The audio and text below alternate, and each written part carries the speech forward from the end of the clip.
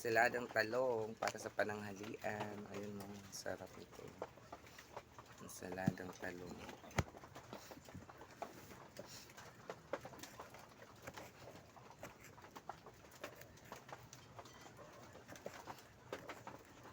Guys, prepare natin ating pananghalian.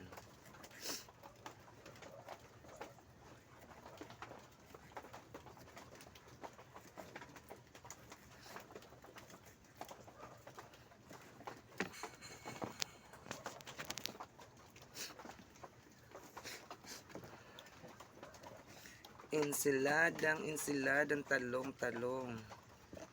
Sa araw-araw na biyaya ng Panginoon sa atin, guys. Ayan.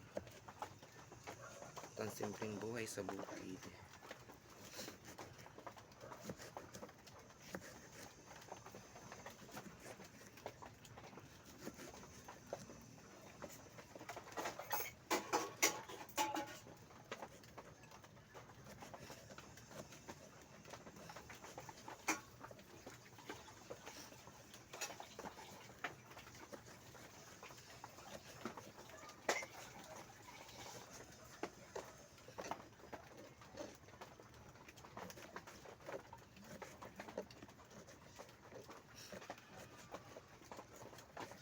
Kasi ito naman, ito nahimay ko kanina, gabi.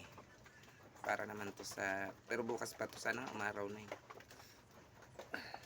Yan, gabi. Sarap dito, gulay-gulay lang, sapat na.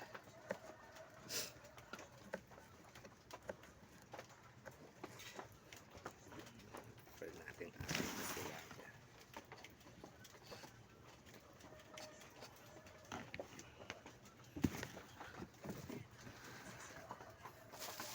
Lagyan natin maraming sibuyas. Mas masarap pag maraming sibuyas.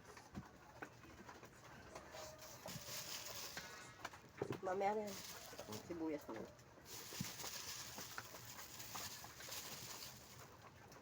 Kagabi ang ganda ng sili na yun, ang anghang.